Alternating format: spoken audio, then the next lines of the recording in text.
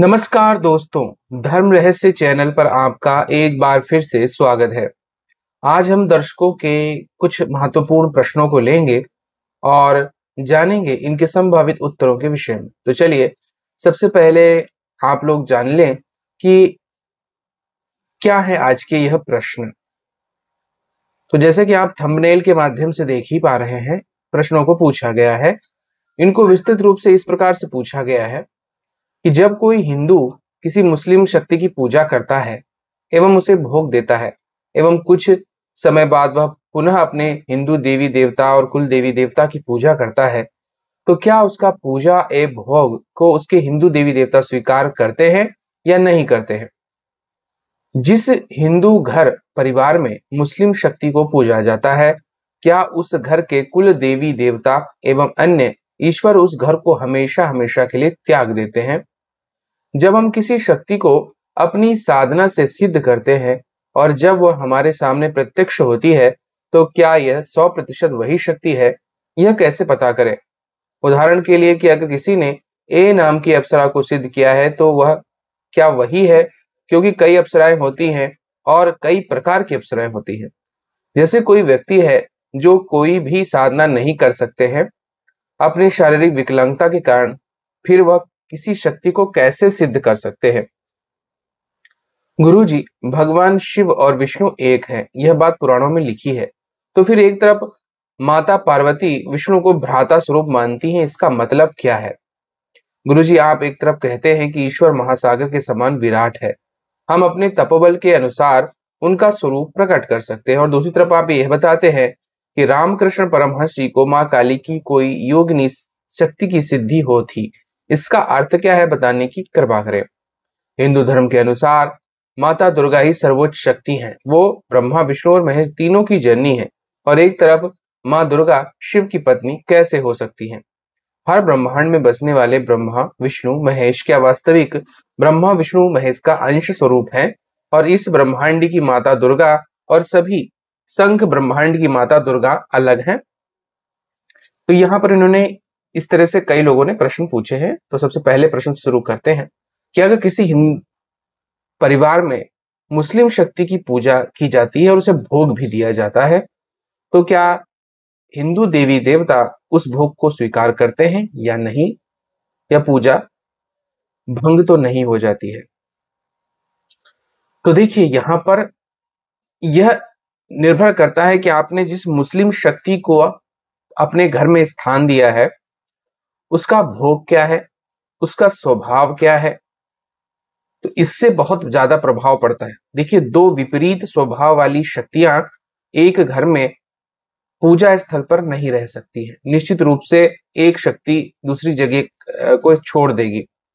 जैसे कहते हैं कि किसी पर जैसे अगर कोई भूत प्रेत पिशाच या बुरी शक्ति आ गई हो, अगर वह गुरु मंत्र का जाप करता है, किसी पवित्र देवी या देवता के मंत्र का जाप करता है, तो फिर भूत प्रेत को उसका शरीर छोड़ना पड़ता है, क्योंकि दो विपरीत प्रकार की शक्तियां और ऊर्जाएं एक ही जगह पर निवास नहीं कर सकती है। अगर सात्विक है तो सात्विक शक्ति ही वहां पर निवास करेगी, अगर कोई तामसिक शक्ति है तो वहां पर तामसिक शक्ति ही निवास करेंगी। इसीलिए जिन घरों में भी मुस्लिम देवी देवताओं की पूजा की जाती है और उन्हें भोग दिया जाता है, तो वहां पर हिंदू देवी देवता निश्चित रूप से उस भोग को स्वीकार नहीं करते या वह स्थान छोड़ देते हैं। ज्यादातर यह देखी गई है। अगर मुस्लिम शक्ति पूरी तरह सात्विक है और दोनों में किसी प्रकार का विरोधाभास नहीं है, तो ही वहां पर वह विद्यमान रहेगी। अन्यथा अधिकतर मुस्लिम शक्ति की पूजा करने पर वह स्थान हिंदू देवी देवता जगह वो छोड़ देगी, या वो स्थान को पूजा के योग्य अपने लिए नहीं मानती है। दूसरा प्रश्न भी इसी से संबंधित है कि क्या हिंदू घर परिवार में मुस्लिम शक्ति को अगर पूजा जाता है, तो क्या उस घर के कुल देवी देवता और अन्य ईश्वर उस घर को हमेशा हमेशा के लिए त्याग देते हैं।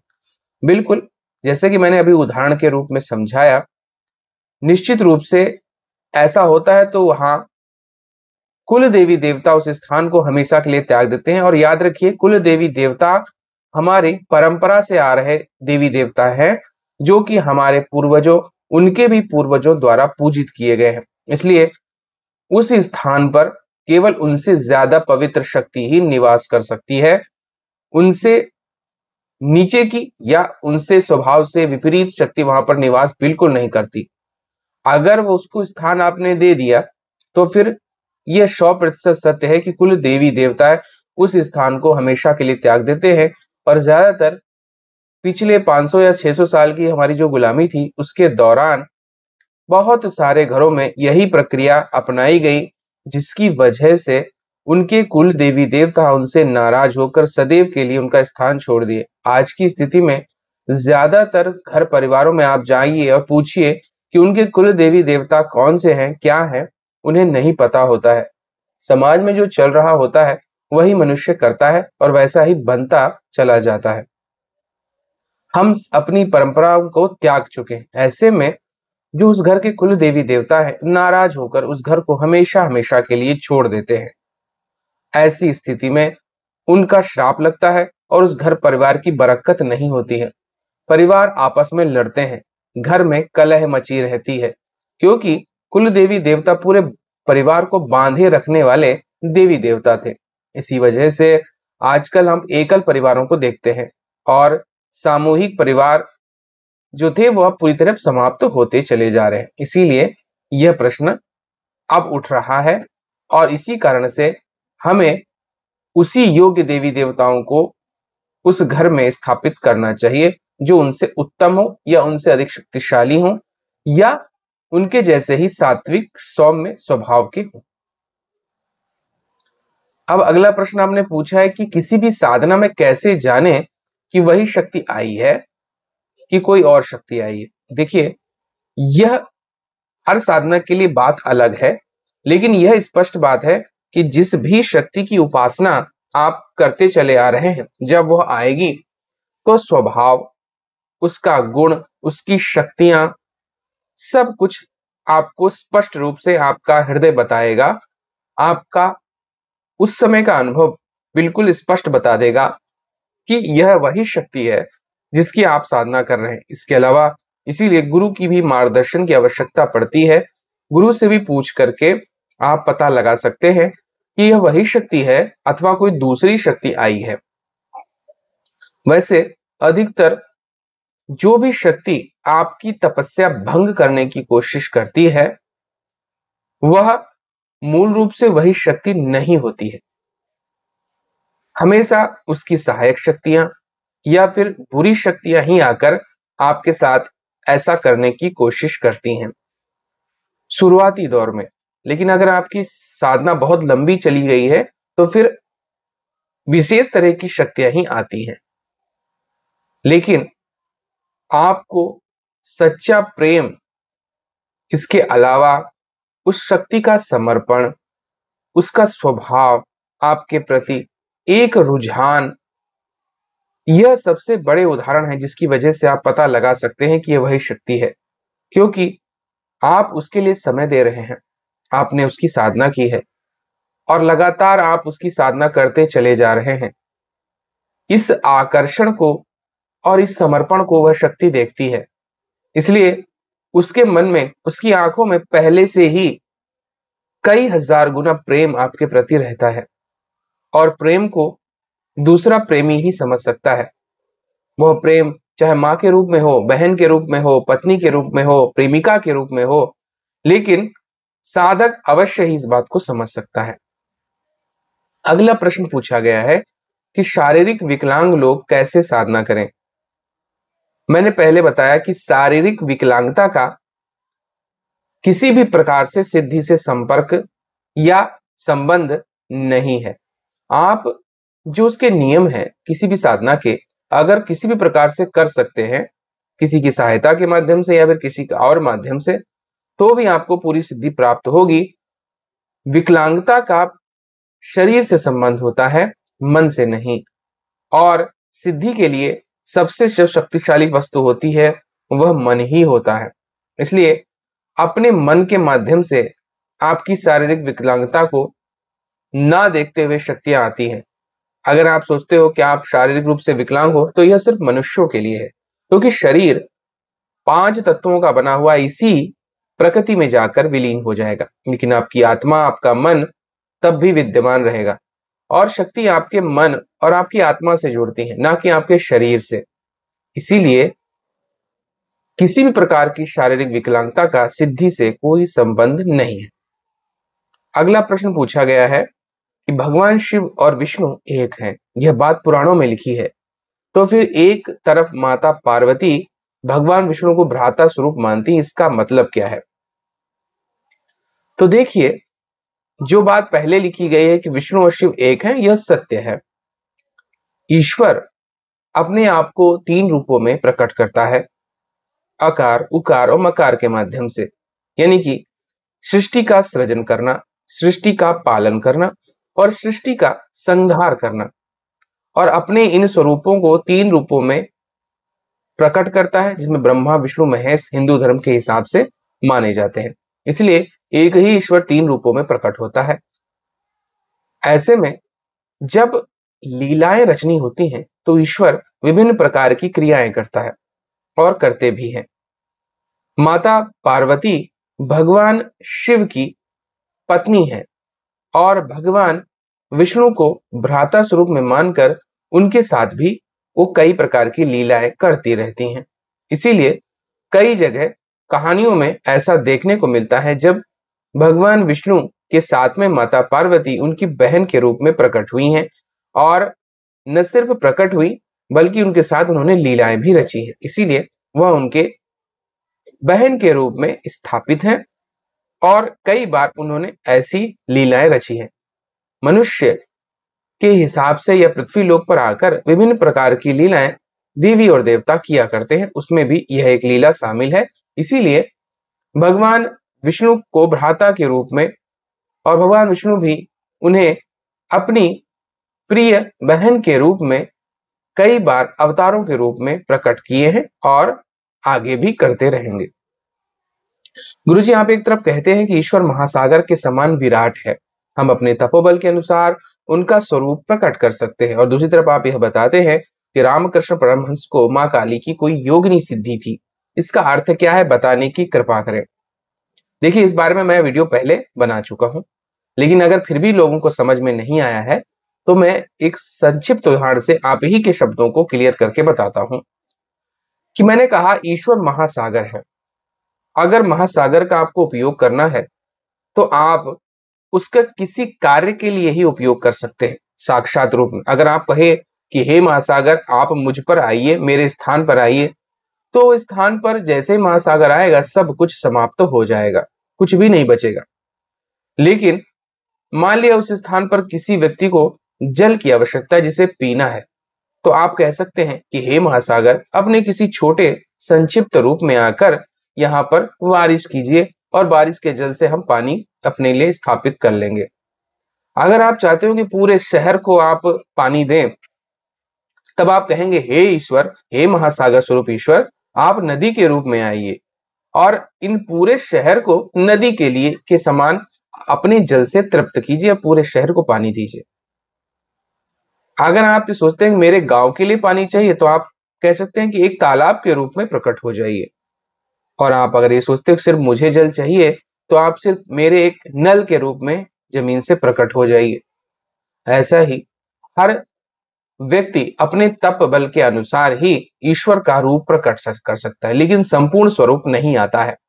यह बात मैं पहले बता चुका हूं, क्योंकि संपूर्ण स्वरूप को लाने के लिए आपकी ये पृथ्वी सामर्थ्यशाली नहीं है, आपका जीवन भी सामर्थ्यशाली नहीं है, क्योंकि आप उतने सामर्थ्यशाली हो ही नहीं सकते।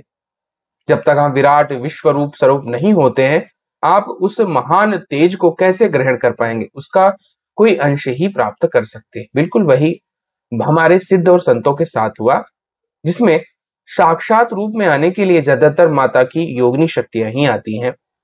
मां काली कैसे आ जाएंगी? मां काली का एक पग पूरी पृथ्वी को भस्म कर सकता है। उनकी ऊर्जा को समने की शक्ति पृथ्वी के अंदर नहीं है। वह इतनी विकाल विशाल है, जो कई ब्रह्मांडों को देख रही हैं। क्या वह संपूर्ण रूप से आ सकती है? नहीं। लेकिन उनके ही रूप में स्वरूप को मिली हुई उनके ही अंश को, जैसे कि सागर में जल होता है, उसी जल के 3 उदाहरण मैंने बताए थे, वैसे ही मां काली के उनके ही स्वरूप में योगिनी शक्तियां आती हैं और कार्यों को संपादित करती हैं। अब अगला प्रश्न पूछा गया है कि माता दुर्गा ही सर्वोच्च शक्ति है, वो ब्रह्मा विष्णु और महेश की जननी है, और एक तरफ माँ दुर्गा शिव की पत्नी कैसे हो सकती है? देखिए, इस संबंध को समझने के लिए क्षमता चाहिए। इसके लिए आप चाहे तो श्री दुर्गा सप्तशती टीका भाग 1 अवश्य पढ़ सकते हैं और सभी लोग वहां से इस रहस्य को समझ सकते हैं। लेकिन दूसरे अर्थों में मैं बता दूं, जो सरल भाषा है उसमें परमात्मा अपने आप को प्रकट करने के लिए जब 3 शक्तियों के रूप में प्रकट होता है, ब्रह्मा विष्णु या महेश के रूप में, उनके नाम आप चाहे महाब्रह्मा महाविष्णु या महाशिव रख लीजिए, और संसार को चलाने के लिए तो उन्हीं के अंदर जो ऊर्जा है विद्यमान है, जो शक्ति विद्यमान है, जो उनसे अलग नहीं है। पति और पत्नी के रूप में देखना मनुष्यों की सोच है, लेकिन ईश्वरीय संरचना में वहां पर पति पत्नी जैसा कुछ नहीं होता, ऊर्जा होती है, और वह ऊर्जा उनकी खुद की तपस्या होती है, और तपस्या से जो शक्ति होती है, इसीलिए कहा जाता है शिव शक्ति के बिना शव है। यानी कि भगवान शिव की सारी शक्ति उनकी सामर्थ्य है और उनकी सामर्थ्य ही उनकी पत्नी है, ऐसा मानना चाहिए। तो ब्रह्मा के साथ ब्रह्माणी, विष्णु के साथ लक्ष्मी, शिव के साथ शिवा यानी माता पार्वती, इंद्र के साथ इंद्राणी, देवी देवताओं के साथ उनकी शक्तियां, सब लोग विद्यमान है। तो ये सारी शक्ति जो है, जो शक्ति तत्व है, वो सबके साथ उनकी, आप जिसे आप पत्नी स्वरूप मान सकते हैं, वह विद्यमान रहता है। जिनको भी यह पूरा आभास है और पूरा ज्ञान है, वह इस बात को समझते हैं और मूल तत्व को जानते हैं। ब्रह्मा विष्णु महेश तीनों मूल तत्व को समझते हैं और अपने अपने कार्यों को संपादित करने के बाद मूल तत्व परमात्मा यानी प्रकाश स्वरूप में विलीन हो जाते हैं। इसी तरह यहां से हम समझ लीजिए कि जो शक्ति है उसको अधिकतर हम लोग दुर्गा नाम से विद्यमान करते हैं या जानते हैं, ऐसा माना जाता है। लेकिन इस चीज को आप इस तरह से भी समझ सकते हैं कि जो दुर्गा शक्ति है, जो शक्ति है, वह एक छोटी सी कन्या के रूप में भी होती है, उसको भी हम दुर्गा ही कहते हैं। एक देवी देवता के रूप में होती है, तब भी वो दुर्गा ही कहलाती है, और एक बड़े देवी देवता की पत्नी या शक्ति के रूप में विद्यमान है, उसे भी दुर्गा ही कहते हैं। शक्ति जो है वो उनके साथ में उसकी तप की ऊर्जा के रूप में पुरुष तत्व के साथ विद्यमान रहती है। इसीलिए हर देवी देवता या हर देवता के साथ में उसकी शक्ति विद्यमान है। इसीलिए जो शक्ति है जिसे हम दुर्गा नाम से संबोधित कर रहे हैं, यहाँ पर आप जैसे पूछ रहे हैं, वह माता है ब्रह्मा विष्णु और महेश की भी, और पत्नी है ब्रह्मा विष्णु और महेश की भी, क्योंकि दोनों में अंतर है लेकिन दोनों मूल रूप से एक है।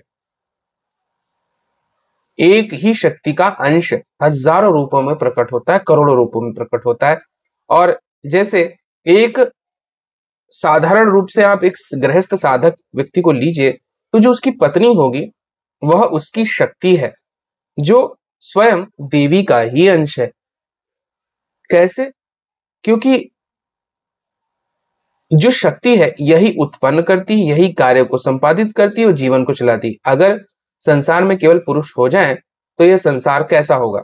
समाप्त हो जाएगा। केवल स्त्री ही है जो नए जीव का उत्पत्तिकरण करती है, चाहे वह किसी भी स्वरूप में हो, किसी भी जीव के रूप में मादा ही जन्म देती है, वही मां बनती है, वही जीवन को आगे बढ़ाती है और एक नया जीवन रचा जाता है, और उस नए जीवन की रचना के कारण संसार आगे बढ़ता है। इसी तरह हर व्यक्ति के साथ में उसकी शक्ति विद्यमान होती है, यानी कि अगर वह व्यक्ति स्वयं को जानता है तो वह स्वयं ब्रह्मा विष्णु और महेश है, स्वयं शिव है, और शिव के साथ उसकी शिवांगी सदैव विद्यमान है, वह शिवा उनके साथ सदैव रहने वाली है। यानी कि हर साधक की जैसे पत्नी होती है, तो अगर साधक शिव है तो उसके साथ उसकी पत्नी पार्वती रूप में विद्यमान है और हर नए जीव की रचना कर रही है। इसको इसी प्रकार से समझ सकते हैं। अब अगला प्रश्न पूछा गया है कि हर ब्रह्मांड में बसने वाले ब्रह्मा विष्णु महेश का वास्तविक ब्रह्मा विष्णु महेश का अंश स्वरूप है, और इस ब्रह्मांड की माता दुर्गा और सभी शंख ब्रह्मांड की माता दुर्गा क्या अलग अलग है? वही पिछली बात को मैंने स्पष्ट रूप से जैसे समझाया, वही चीज है कि जो मूल रूप से महाब्रह्मा, महाविष्णु और महामहेश या महाशिव हैं, यह अपने में से कई सारे शिव, कई सारे विष्णु, कई सारे ब्रह्माओं जो है ब्रह्मा देवताओं को उत्पन्न करते हैं और अलग अलग ब्रह्मांडों में भेजते हैं वहां का नेतृत्व करने के लिए, वहां की स्थितियों को संभालने के लिए। और वह इसी प्रकार यह कार्य करते रहते हैं। लेकिन मूल तत्व की बात की जाए, जिसको हम परमात्मा कहते हैं, जहां से मूल ब्रह्मा, मूल विष्णु, मूल महेश उत्पन्न हुए हैं, और उसी परमात्मा को, जो उसकी संपूर्ण शक्ति है, जो उसी के अंदर विद्यमान रहती है, और वही ब्रह्मा विष्णु महेश की वास्तविक माता है, जिसे हम माता पराशक्ति के नाम से जानते हैं, सर्वोच्च है, अनंत है, परम है। और यही पराशक्ति और जो परमेश्वर है, जो बिंदु रूप प्रकाश रूप है, वही सब कुछ है और सबका नियंता है, सबके अंदर विद्यमान है।